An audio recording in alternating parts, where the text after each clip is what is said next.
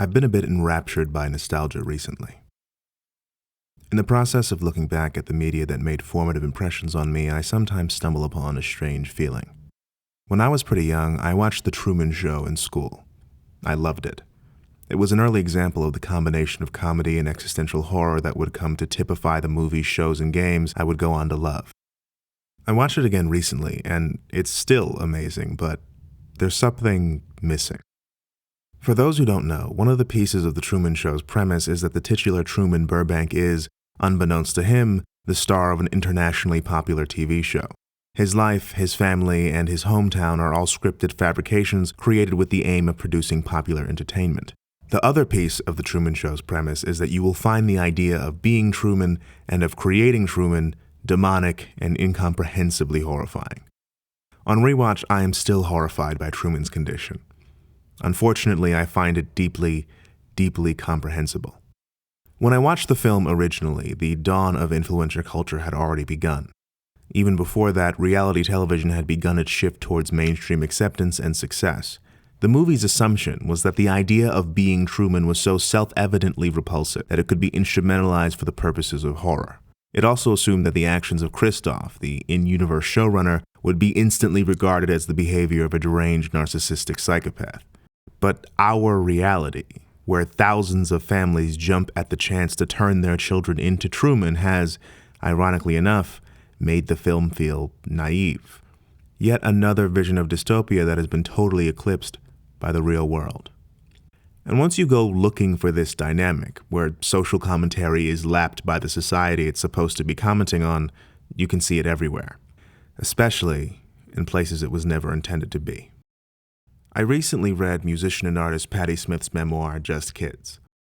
It is a tender and heartfelt account of her relationship with photographer Robert Mapplethorpe in the late 1960s and early 1970s. Smith is an undeniably skilled storyteller. She is able to create vivid tapestries of not only her life during this time, but of the time itself. But every so often, Smith will offhandedly say something wild. On the third day, I found 2 quarters embedded in the grass in the park. We had coffee, toast, and jam, and split an egg at the Waverly Diner. 50 cents was real money in 1967. And then she does it again. When I came to New York, I had brought a few colored pencils and a wood slate to draw on. We hadn't much money, but we were happy. Robert worked part-time and I took care of the apartment. And then you start to see a pattern. The morphine angel had said sometimes you could get a room in the Chelsea Hotel in exchange for art. It was my intention to offer our work. I got the go-ahead to re-enter Mr. Bard's office. I sang Robert's praises, offering our portfolios as collateral. We shook hands and I palmed the key. Room 1017.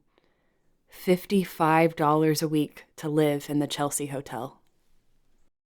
I feel kind of evil for feeling the way I do about Just Kids. Smith set out to write an impassioned memoir as part of a deathbed vow she made to her best friend, and she succeeded, and in the process laid out one of the most complete visions of the late 60s that I've ever seen.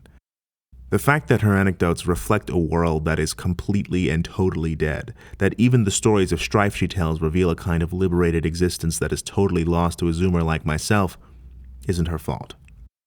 Transforming this deeply personal work of art into a cold, materialistic account of the price of housing or stagnant wages or the state of a pre-social media counterculture feels almost sacrilegious.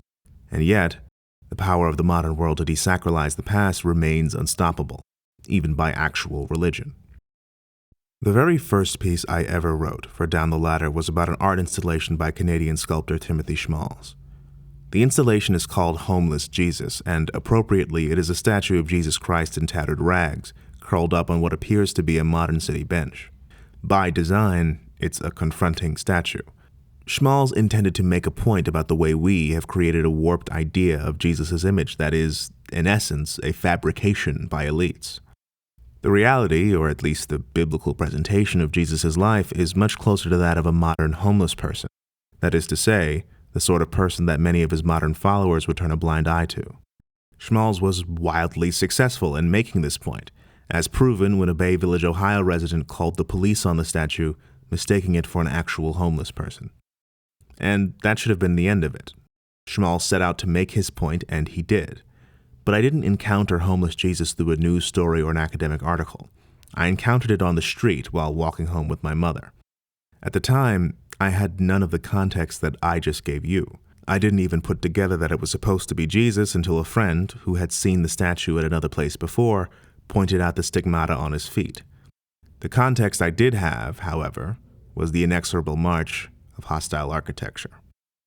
Part of the reason why homeless Jesus stood out to my mother and I that night was because it is actually unusual to see a homeless person sleeping on a bench like this in Orlando. Across the street from the statue was a county building with benches out front, unsurprisingly decked out with the bars in the middle to prevent sleeping. It seems silly, in hindsight, to have assumed this statue was intended to be hostile architecture, but in the context of the surrounding area, the intentions don't really matter much. For us, the sort of people who get to watch video essays on YouTube for fun, it gets to be a statement piece. If you actually needed to sleep somewhere, it is just another bench reminding you that you can't. The kind of money that you spend on something like this could have gone to provide something that the homeless people could use. I try to be wary of what historian John Meacham calls the narcissism of the present, the belief that your current conditions are uniquely triumphant or terrible in comparison to a bastardized version of the past. In spite of that, it's hard to not think that the last few decades have done something to art and culture, that the speed of human events has reached a point where the shelf life of a statement piece is measured in months instead of decades. I mean, it's so confusing, isn't it? So much going wrong, so much to say, and all of it happening so quickly. The pace of repression outstrips our ability to understand it. None of the works of art I've discussed today were in any way failures. All of them were successful in accomplishing what they set out to do in their time. And that is the terrifying part. That even the most resonant, most meaningful works of art are not immune to the withering of time. That you can be completely successful in depicting your vision, and the forward march of society will just bulldoze right through it.